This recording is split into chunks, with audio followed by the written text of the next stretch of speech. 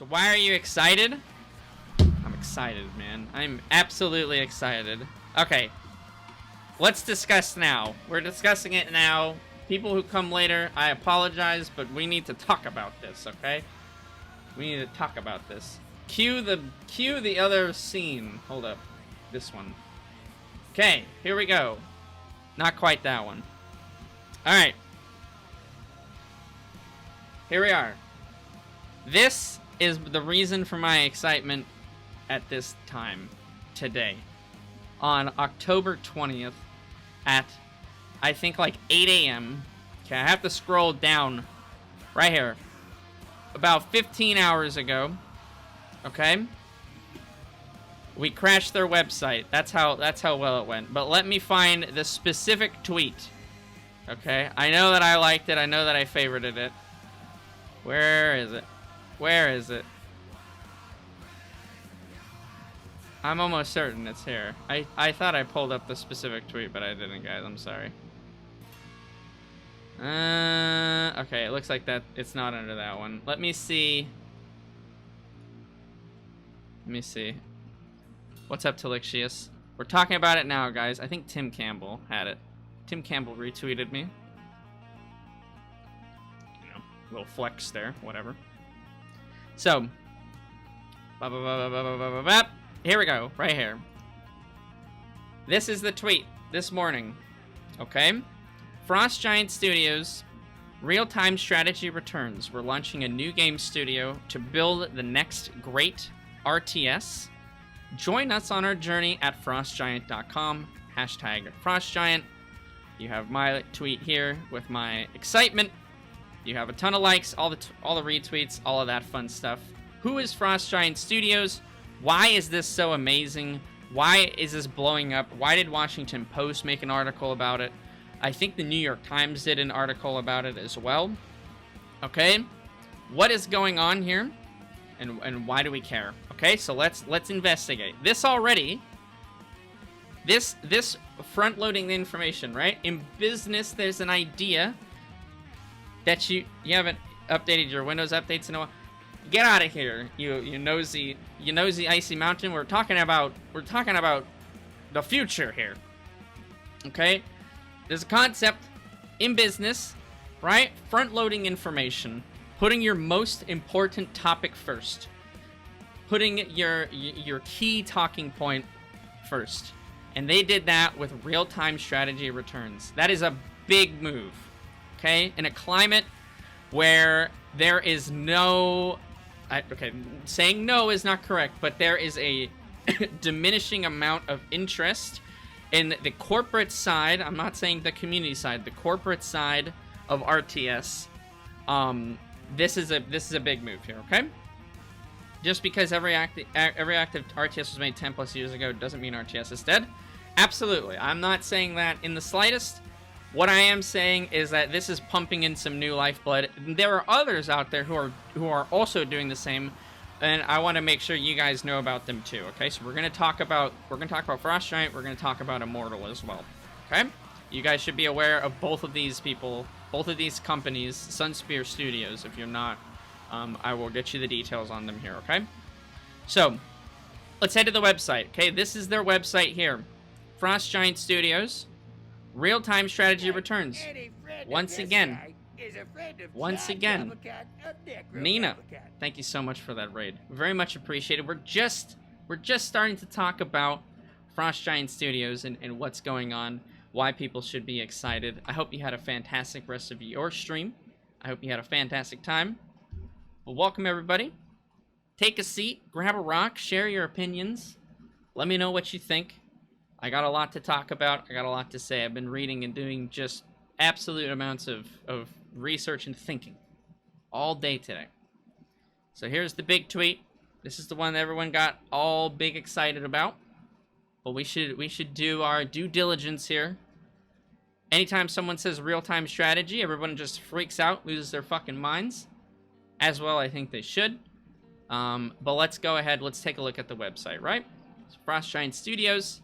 Pretty simple. There's not a lot of stuff on here yet. There is next to no information about what they actually want to create, other than it is a real-time strategy game, and they want it to be essentially a spiritual successor to StarCraft. Okay, those are the two pieces of information we know at this time. All right, if you haven't, by the way, guys, 100% go follow Frost Giant Studios. You're gonna want to do that for sure. Because that's going to be probably the best way that you're going to get info, and you can do this too. You subscribe to their website, and that gives you information. All you got to do is you pop your email in. They'll send you email updates. Okay, but we're getting ahead of ourselves. Go do that, though, if you haven't already. It's frostgiant.com. So let's just read it. What do we got? What's the content? What do we have right now? Frost Giant Studios. Our mission is to build the next great PC. Okay, so no need to worry about it going straight to console here, guys. Real-time strategy game. They are very familiar with this statement. They are very familiar with internet trolls. I can tell you that right now, because they've crafted this in such a way, it's direct, it's to the point, and it leaves no misinterpretation at the moment. Okay? In the footsteps of giants, we've been privileged to work for some of the greatest companies in the industry. Now it's our turn to carry forward the legacy of epic storytelling, innovative co-op gameplay, and celebrated esports that make RTS great. Okay? So what do we get from this little sentence here, right? Well, it tells you they are definitely looking at cooperative gameplay, not just 1v1s, not just 2v2. They are looking at the esports as a major category. As we know, RTS does very well as an esport, basically crafting the genre itself, Twitch becoming the popular platform that it is off the back of StarCraft 2 streaming, and epic storytelling. So the meme kind of has been that people ask if there's lore in StarCraft. There technically is, but, and as we'll see a little bit later on down when we look at the team, there are some really great people on here that will contribute to this. If you guys are familiar with Warcraft 3, Frozen Throne, all that stuff, that had a fantastic story. Okay, I don't know if you guys have played the story there, but that has, in my opinion, a very, very solid fantasy story. Okay, so with that in mind, let's go down. Our team, okay, they're only at 8 people so far. Like I said, they're very new, etc., etc., right? They have Tim Morton, production director and CEO. Former production director for StarCraft 2 and Command & Conquer Generals 2. Former production director for StarCraft 2, Tim Morton. Our boy. We've got Tim Campbell, former game director for Wasteland 3, lead campaign designer for Warcraft 3, The Frozen Throne. Okay, so now we see epic storytelling. And again, I would like to go through that business practice of front-loading your information, right? Doesn't necessarily mean that the most important aspect of the game is going to be an epic story, a really deep and thought-out lore. No, not necessarily. It doesn't. It could have just been a decider of how they decided to structure the grammar. But putting something like this first does mean usually that they're going to have some bigger amount of focus on it. So I think we can look forward to a nice campaign. I know many of us here are only concerned with the 1v1 or the competitive gameplay to it, but that is still a very awesome part of the game because it encourages a lot more people than just the hardcore competitors to be interested in that game, right? Warcraft 3, Frozen Throne, spawned off one of the most popular MMOs, the most popular MMO. I'll put a little strike through my last sentence there. The most popular MMO in the history of MMOs, off of the story that they created from that game. Warcraft 2 had essentially nothing to do with it, and same with Warcraft Orcs and Humans. Okay, Warcraft 3 and the Frozen Throne, and that's our boy right here. Okay, let's move on.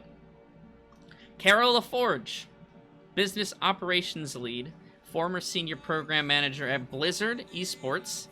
So here is our second little spot here. Celebrated esports. We all very much care about this fact. We care about this section of RTS in a great way, to the point where we feel that there is a possibility, not all of us, I can't speak for everyone, there is a possibility that StarCraft 2 as a video game would not necessarily survive if there was not an esport backing it. If there was not an esports scene behind it, we almost feel, a lot of people when they're talking about the announcement Blizzard made last week, they go, well, StarCraft 2 is not going to change for the next 2 years. Right? Why 2 years? That's because that's about how much is longer on the contract with GSL in them. So if we're assuming that the survival of the game that we love, the RTS StarCraft 2, is based off of esports, then, right, it's important for an esport to have it. Is kind of, you can make that correlation, right? So we've got Senior Program Manager at Blizzard Esports, so that's great, and co-founder of Day9 TV. Hold up. Wait a minute. What's this? Kara LaForge, co-founder of Day9 TV. Yes, this is Nick and Sean Plott's mom. This is their mom. Right here. You love Tasteless? You love Day9? That's their mom. Business Operations Lead of Frost Giant Studios.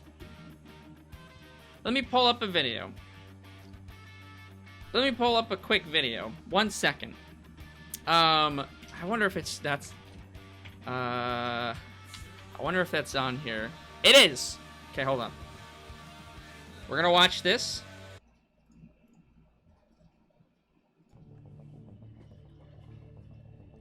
Ladies and gentlemen, boys and girls, it is Tuesday. I love you. And I have a request.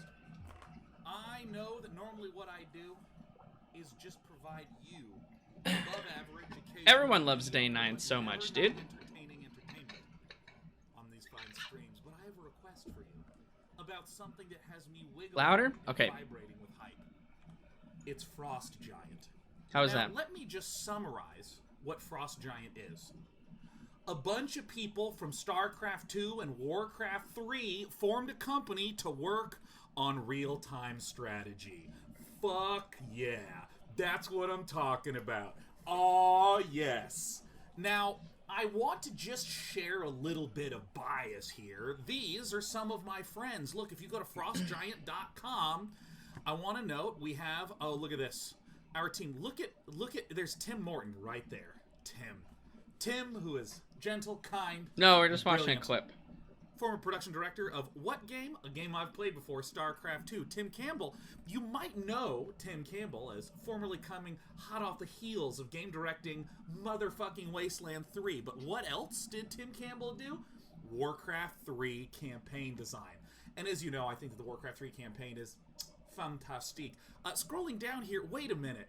Who could this possibly be? Who's this person named Kara LaForge, who's the co-founder of Day9 TV? It's my mom, okay? That's my fucking mom. Do you see what I mean by bias? Okay. Yes. So Day9, Kara LaForge. That's his mom. And as you all know, Day9 and Tasteless, pillars of the RTS community. Absolute pillars. Day9 doing a fantastic amount of work in generating and carrying out interest, making it accessible for new players to get into StarCraft and StarCraft 2, and Tasteless still doing an amazing job with his casting as the taste part of Tastos. Okay, but let's continue forward. Okay, we have to keep moving on. Jesse Brophy, art director, former lead artist on StarCraft 2, and principal artist on Diablo 4. Have you guys seen the artwork for Diablo 4? Let's just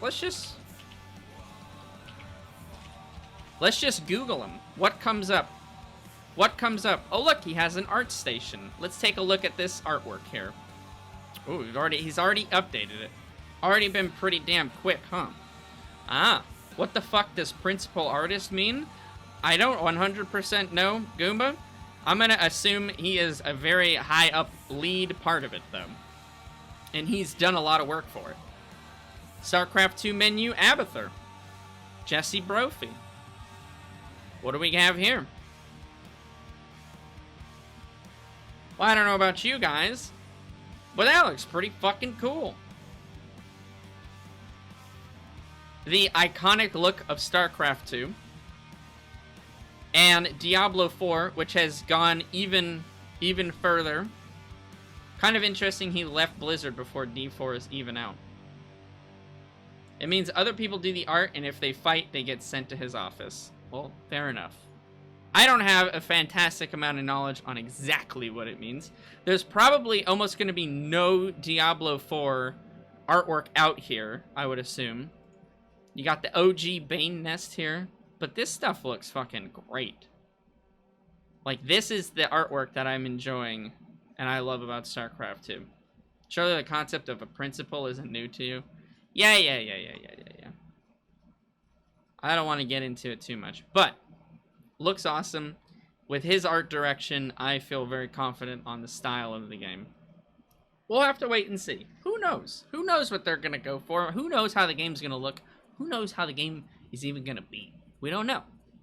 But he has released some stellar content for it, and he has at least driven them in the right direction, I believe, for StarCraft 2 and Diablo 4. Diablo 4, I think, looks pretty sick, at least from what I've seen so far. Let's move on.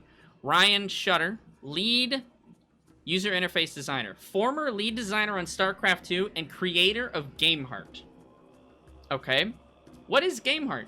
Well, you guys know how we like to watch StarCraft 2 tournaments, and it has that really clean, nice-looking UI. You have a very nice, that bottom strip there, how many wins, how many losses, you know, what's in the production, how many upgrades, what's the worker count, resources, all of that stuff is this guy right here. Created that. That's called GameHeart. So when you go into StarCraft 2, and you create a little custom game. Sorry, I think I can do it. I should have GameHeart. So if we create a... Oh, no, I think you have to do it with a mod. Sorry, hold on. Yeah, I literally never do this because... Let me out of the lobby. Get me out of here. Okay. Oh, no, is it in here? I thought it was in here. Yeah, here it is. GameHeart. That allows you to see what is producing over top of it. That allows you to see the clan tags. All of this, like, basically, if you look in this box here, this tells you. Thanks to him, we know what's going on in tourneys. Absolutely, Endorama. If you've ever watched a Brood War tournament, you know that they don't have something like this. You don't know what is being upgraded from a building. They can assume based on the time and the matchup, but they don't actually know 100%. They don't have a nice little pop-up that tells you what to do. That's this guy. This guy made that. And oh, by the way, he made that before he even joined Blizzard. Okay? He made that before he even joined Blizzard. Made this, Blizzard saw him, and then they recruited him to work on the user interface for StarCraft 2. And now, he's over here with Frost Giant. The guy who literally revolutionized the way that we watch tournaments and replays. So keep that in mind. So you can assume, no matter what they're going to do, number one, it's probably going to have replay support. I guess this is a little inference here, and I could be wrong. And I might be. I'm willing to eat those words. But I would imagine replay support, and it would have a very stellar and crisp-looking user interface for tournaments. Kevin Dong, lead co-op designer. Former lead co-op designer on StarCraft 2, project manager for Team Liquid. So once again, Kevin, Ryan, Kara, all intimately related in esports. Okay? All intimately related in esports.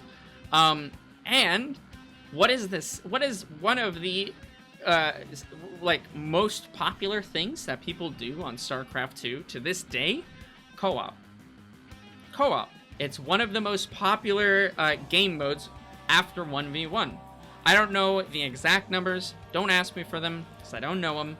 I don't know if 2v2 is more popular. I would doubt it. But co-op. I had the absolute opportunity and pleasure of having dinner with Kevin at BlizzCon 2018. No, 2019. It was 2019. It was last year. He is a fantastic person just as a human being, so I can say that I'm very happy to see him here on this team. And I would argue that his ideas in co-op and helping with the design, fantastic. Actually, co-op is played by more people than 1v1. Well, there you go. So you know that they have at least a solid idea on how to make a successful game mode that incorporates cooperative play. That's not necessarily direct 2v2, 3v3, 4v4. Who knows exactly what it's going to be? It's probably... I have no clue, right? Is it going to be commanders? Is it going to be stuff like that? No idea. I have no clue. Nobody has any idea at this point, but just know that this is the guy who made all of that stuff a big possibility. Okay? Now I get into stuff that I don't necessarily know as much about, to be very honest with you. But we have Joseph Shunk, lead client designer, former gameplay engineer on StarCraft 2 and Warcraft 3 Reforged. Okay, sounds fantastic. I don't necessarily know what every single job that they have here is going to do. Austin Huddleston, I met him as well at BlizzCon 2019. He was a very awesome and cool guy too. And the server engineer for StarCraft 2, you gotta have your servers all going. I don't know who this is. Mickey Nielsen, he's an external writer apparently, former publishing lead and senior writer at Blizzard. Author of 2 New York Times best-selling novels. Well, let's see what those novels are. Why the heck not? Mickey, what did you make? Books. Oh, he made a lot of books. Well, let's just see what he's got here. So he made the World of Warcraft Ashbringer. Are these the like manga novels, or are these just straight up novels? It looks like he's done quite a lot of fantasy. He did some work for Spyro. He did some Call of Duty, World War II, some Overwatch, some Diablo 3, StarCraft Uprising novel from 2000, StarCraft Nova, and yeah, some other World of Warcraft novels as well. I haven't read any of these. The only Warcraft novels I read were way long ago, not created by him.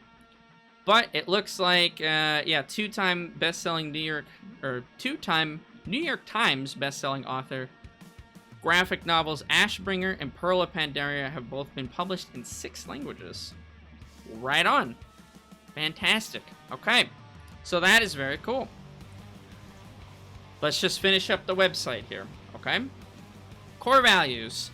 These are the core tenets that guide our work. All right. Real. Get feedback from real players. The community is our compass. Every player segment matters. Campaign, cooperative, competitive, and user-generated content creators. Let's break it down. Story mode, co-op mode, 1v1, 2v2, etc. Custom games. Okay, that sounds good to me. Time. Respect the time-tested mechanics of RTS. Don't radically reinvent. Instead, build upon what's already great. Oh, it's already great. RTS can evolve, but it doesn't need to become something fundamentally different. Okay, so they're not looking to just completely shake up and change what RTS is about. Who knows exactly how they're going to do it? Again, there's no information on this, but we can then, I would say from that, assume that there is going to be a resource collection process, and there will be a way to make units and buildings and things like that. Upgrades, I would imagine, aren't too far off. There you go, right? Exactly how that's done is up in the air. I am personally, I think from the RTSs I've played, Warcraft and StarCraft have the best balance of them. I think that that's pretty great. There are other RTS games that it's more control point based, where you control specific sections of the map with like early units that you get, and that generates you more resource, or there are resources spread around the map that you can collect and bring back. Right. Yeah, they probably don't. Yeah, they probably don't. You know, I mean, again, we're the ones here that are literally like digging through every grain of sand and trying to, you know, forecast the future. But we have no clue. We don't know. And that's exciting. I'm very excited about not knowing anything. Strategy. I can click these. Okay, that just takes me... Does this one take me there? Okay, yeah. So these links just take us back to the website. Strategically expand the audience. First appeal to the core audience. That's us. That's us, guys. That's us. Okay, that's us. Then also provide a great experience to strategy gamers at large. Establish a strong main before taking the natural. A little bit of wit, a little bit of humor at the end here from Frost Giant. Okay, so what is that saying? Okay, what does that mean? Well, we can assume... well, we probably can't assume, right? But again, that kind of... I feel like this and this here, time and strategy, I feel that these two are very, very similar, and they kind of are saying almost the same thing at times here, where they want to make sure that they make, like, the core happy, the people who are playing StarCraft 2, the people who are playing Warcraft 3, things like that. We want to make sure that we don't screw them over, okay? And then we also want to make sure that we can open it up to others to play the game, because as you all know, StarCraft 2, Warcraft 3, they are somewhat daunting games to new people. Let's be very realistic about it, okay? It is not necessarily intuitive what you need to do at the very, very start of the game. Anybody can download a game like Fortnite or Call of Duty or whatever, and you have a gun and you know what you have to do. You just go and shoot stuff. So long as you can figure out the 4 controls of forward, back, left, and right, and you know how to use a mouse, or not even that, you can use a controller, then you can play the goddamn video game. But StarCraft 2 is not that intuitive. They tried to make it more intuitive than Brood War, for instance, by having your workers start mining immediately, because keep in mind, Brood War, they don't even do that. Your workers just sit there until you tell them what to do. They just kind of, they're just chilling. You have to click them and decide for them to start mining stuff, okay? So when the game begins, it is not necessarily intuitive what it is that you have to do in order to play. Now the campaign, they didn't do that in Wings of Liberty either. Yeah, exactly. They also added F2. Yeah, so StarCraft 2 did a lot of things to try and bridge that gap, okay? Now, as the time went on, we realized F2 is more of a crutch and is not actually that great, so you probably shouldn't do it.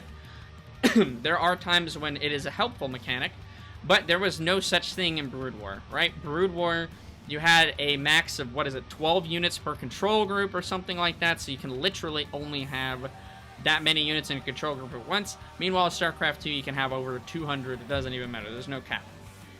Okay, so this is something I'm going to be very interested in, which is how are they going to make this game accessible to new players who haven't played before? Okay? To someone who's never played an RTS, what are they going to do? How is it that how are they going to bridge the gap? Because there are other game genres that suffer from this as well. MOBAs, for instance. Okay? MOBAs are not intuitive either. Okay? It's a team game element. So again, there's a little bit more going on there. You have to pick a hero. There's like 100 fucking million of them that you can pick from. You click one of them. Okay, I'm this guy. I'm Ice Mage, whatever. And I've spawned now. I'm in a fountain. Nothing is going on. Okay? I walk into the forest. I start trying to attack some stuff. I'm dead. My team is yelling at me. I'm supposed to apparently go to a specific lane and do this thing. Blah, blah, blah, blah, blah. It's not very good for new players who haven't played the game already or who aren't willing to deal with an amount of BS in order to even learn the basics of the game. Because if you think of it, at its core, MOBA games, RTS games, they are not like easy to just pick up and go. No, you need to kind of like you will lose the beginning of the game, no matter what. Like, you're just gonna, if you just started, you have no idea what RTS is, you're gonna just lose whatever games you play. Doesn't really matter if you play the campaign. Which brings up also an interesting point here, which I don't think people too much realize about RTS in comparison to other games, right? And why RTS and MOBAs aren't necessarily as popular. Obviously, League of Legends, Dota 2 are massively popular. And I think StarCraft 2 is still really an awesome game, of course. But, Rostock, thank you so much. Think of games like Valorant, think of games like Overwatch, think of games like Call of Duty, whatever you want. Even card games. Think of what they have in common. What does a card game, what does Hearthstone, Magic the Gathering, what do they have in common with Overwatch and Call of Duty? What are the common factors there? And that make it really exciting for new players to play. Because there is something common. They have a training mode. No, StarCraft 2 has a training mode. Easy to play. Not necessarily. Right? Hearthstone, you have to make a deck, you gotta do all this stuff. Not necessarily.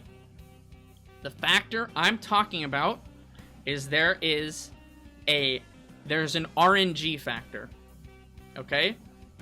It is possible in Hearthstone and Magic the Gathering, more so with Magic the Gathering than Hearthstone, that you just draw the wrong cards and you can't do anything. Your deck works this very specific way and you actually can't do anything because you have the wrong cards. Magic, this is way more common. You hear about people that get land flooded. That means that they only draw resource and they don't draw anything to actually play or attack or do damage with, and they lose. That means, theoretically, a new player who just has a basic standard deck could, theoretically, beat a pro because the pro happens to just get completely screwed. Okay? Now, that is something that is exciting for new players and that is not quite enjoyed by veterans. Gives a player something to blame other than their own skill. Let's be honest though, Dragon, it doesn't matter what the game is, there's always something someone can blame. Okay? StarCraft 2 build order, win, lose exists also. Here's the thing though, Endorama. Here is the difference that I'm talking about with this. Let me describe Call of Duty and Valorant and those ones. Of course, I'm sure you guys are kind of figuring it out by now, but there's always a chance that the new player just randomly puts their cursor on the right part of the screen and hits the button and shoots the guy in his head. He does a headshot, whatever it is. It kills the pro player. Whatever, right? It can theoretically happen. Okay. Is it likely? No, not necessarily. But if you look at StarCraft 2, a GM will literally never lose to a silver, plat, diamond, whatever league you want to say, ever. They'll never lose. If both of them are trying their very best to win, the GM will never lose. It will just literally never happen. It is not possible. The same concept can be said in chess. Okay? The GM player in chess will never lose. Right? That's how it goes. The skill cap is different. There's like 8 sentences worth of content so far, and it's all perfect. I know! It can happen in PvP. Well, theoretically, it won't. It won't happen. Doesn't matter the matchup. I know you're memeing. But that is what makes the game different. The higher skill player should, in theory, never lose to a lower skill player. And so the lower skill player, through loss, learns how to get better at the game, etc., etc., etc. Okay? Everyone can lose to a 12 pool. Not the way a silver player does it. Not the way a bronze player does it. Not the way a diamond player does it. Not to a GM. Exactly. Like, can Cyril lose to a 12 pool from Raynor? Absolutely, sure. Yeah, but that's a GM fighting a GM. But a pro will never lose to someone in, you know, I would even probably say early match. I don't know, right? I don't know where the cutoff is, but you get the sense of what I'm trying to say here. Anyways, very long point here. Very long bullet on this one. All sums up to how are they going to make this a great experience to strategy gamers at large? How are they gonna pull in new blood? Okay, because that is traditionally, I feel, something that is a bit more difficult in StarCraft, in RTS games in general. You garner a certain type of player, and it's not going to be for everyone. That's just not how it is. But I think there are ways that they could do it where they bring in a wider variety of player because they're not scared off by that extreme difficulty factor just to start. Okay? I digress. Okay? So that's it. That's it. Okay? They have 2 open positions, an engineer and a technical director. If you are either one of those, go check them out. Here is a part of the website I feel that nobody scrolls down to. But I scrolled down to it. I scrolled down to it because I was curious. I wanted to see as much information as possible. Investors. How are they getting the money to make this game? I'm not saying that any of the people who started the company, couldn't do it. Of course. You don't want a cookie clicker RTS game? Yeah, Carbot did do their logo. I think they have that on YouTube. Let's watch that real quick. Oh, this just goes to Carbots. Okay, never mind. I think they have their YouTube at the top. We'll look at that after. But, and again, this is all who knows exactly what they're doing. But I will point you guys to the question I'll be asking on the Pylon Show tomorrow. Well, actually, I submitted to I'm not going to be on the Pylon Show. Not yet. But I submitted this question to their Patreon. If you guys didn't know, if you're a Patreon, $5 or more for the Pylon Show, you can submit a question every week. So long as it's not like crazy, in foul or something like that, 99% of the time, I'm pretty sure they just go through it and read it. You got your heart rate up saying you'd be on there? I'm not gonna, not yet. I'm not gonna be on there tomorrow. But one day, you'll see this beautiful face on that screen over there on that channel. That's how you'll know you made it. That's how I'll know. Anyways, I digress. My question to them. I actually might just have the full question here. Hold up. Let me take a look. Let me pull it up. I want to read it verbatim. Verbatim.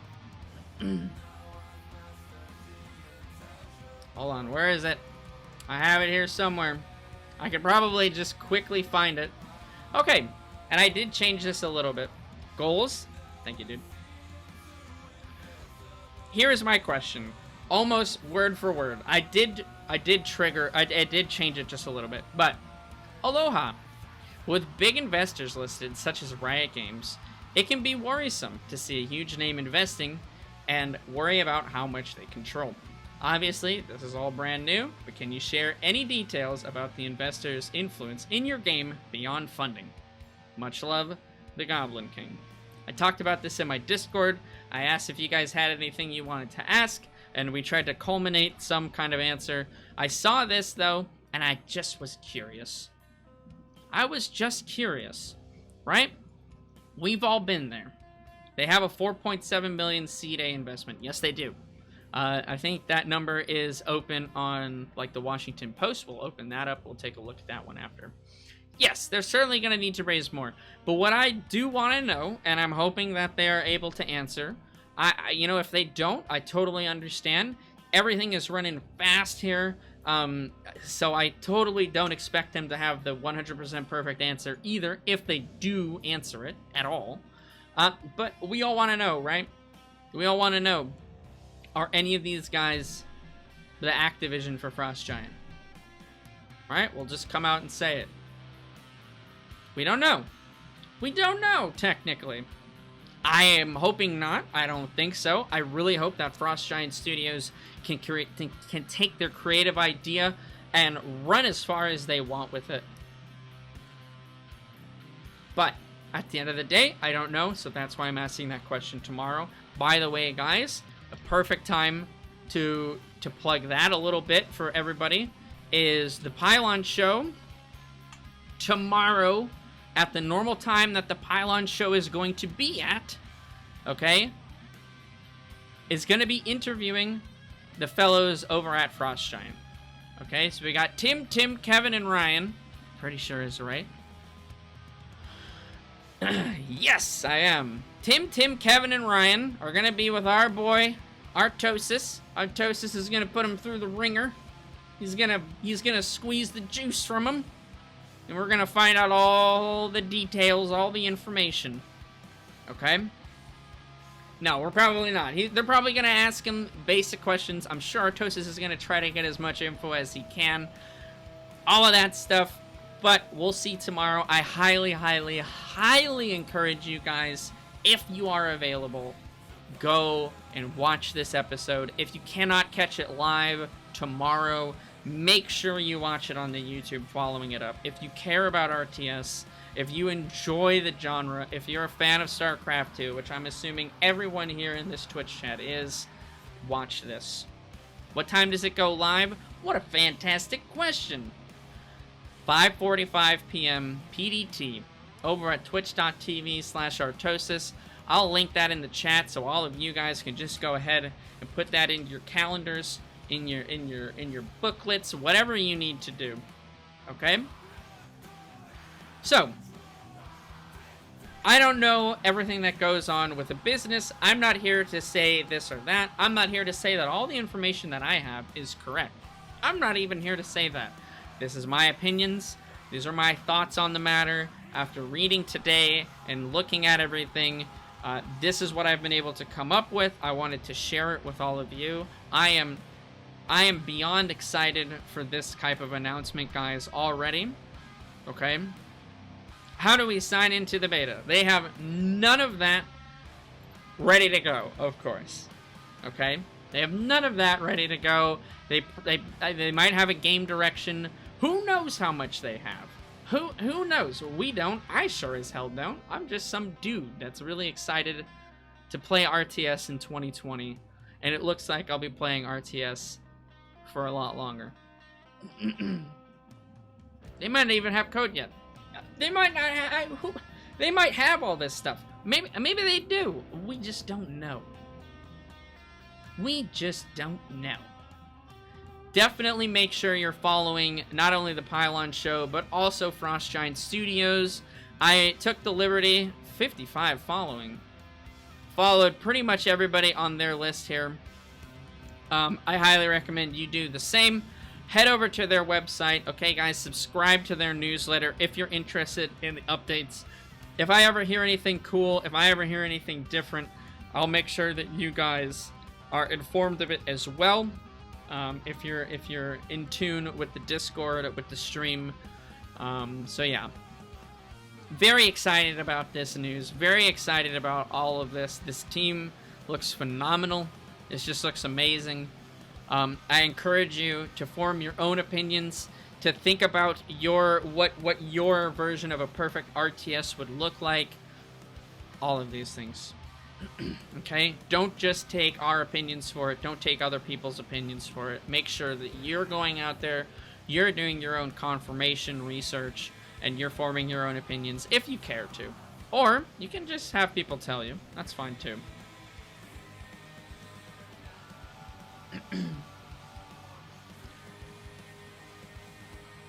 You found the game where a pro holds a proxy with 3 hats before a pool against a lesser pro? Yeah. That kind of just puts her point. Open positions. Yes, they are obviously still recruiting. They obviously still need people, right? They only have 8 members of the team. 1, 2, 3, 4, 5, 6, 7, 8, and I guess 9 if you include this external fellow. So you tell me to get your own opinion, that means you shouldn't get your own opinion. Oh, Root Fly, you have Paradox Stream, my dude. Is professional slacker position available? Let me take a look real quick. Engineer, technical director. Ah, no, it looks like somebody scooped up that position, Indorama. Yeah, it's incredibly hard to say anything at this point, guys. There's literally, once again, you see day 9, yes we did. Yes we did, Subspace. Absolutely. We pulled up that video just a bit ago. They still hire for the janitor position. Well, you know, if you guys are if you guys are interested in either of these positions, go for it. We could probably take a look at the meet the team here. Let's see what we got. Make sure my YouTube doesn't reveal anything. Frost Giant Studios. Yo, JD Style, thank you so much. Welcome to the Goblin Cave. GSL's live already? Shit! Everyone's gone now. Nobody cares about this anymore. So let's watch their little Meet the Team video, guys. Let's take a look. Oh, also, this is the Carbot animation, okay? This is the Carbot animation and, like, logo kind of thing. So this is super cool.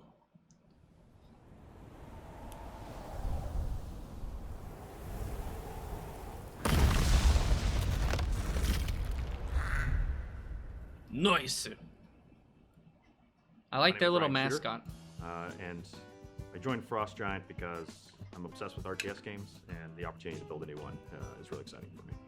Hi, my name is Kevin Dong, and I would say I joined Frost Giant for 2 reasons. The first reason being that I just really want to create like the next big RTS. That sounds like a dream job for me.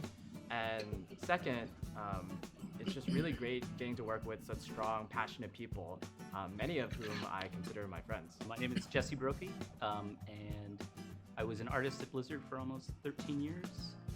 Had a lot of great friends there, but it felt like a good time for me to go and try new challenges and try to build the next RTS game. I'm Austin Huddleston, and I'm joining Frost Giant because I want to create the world's next great RTS game. At Frost Giant, I just want to help this team make the best game that they possibly can. My name is Joe, and I heard that some friends and colleagues at Blizzard were going to make a new RTS. When you know some people with that singularity of purpose, it really makes you kind of want to join in with them. Hi, I'm Kara. I come from a family that is deeply into RTS, and I have been involved in the space for at least 15 years, and I would look forward to being in this space for another 15 years. My name is Tim Campbell, and I am the president of Frost Giant and the game director on our first project. I was lucky enough to have the opportunity to work at both Westwood and Blizzard on their RTS franchises early in my career.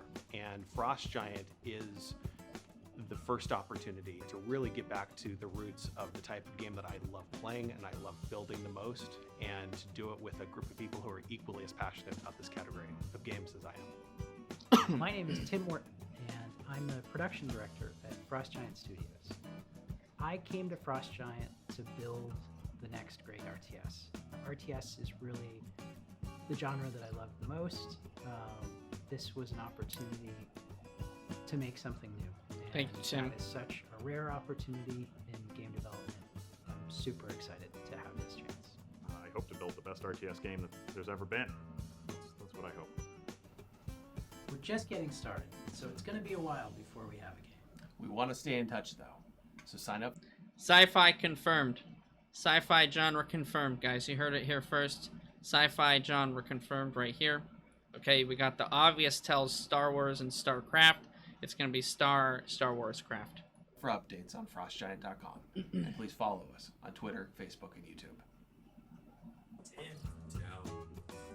So we need to make a video. That was good. That one goes in the outtakes. Ah! Look at this! That's us! That's us!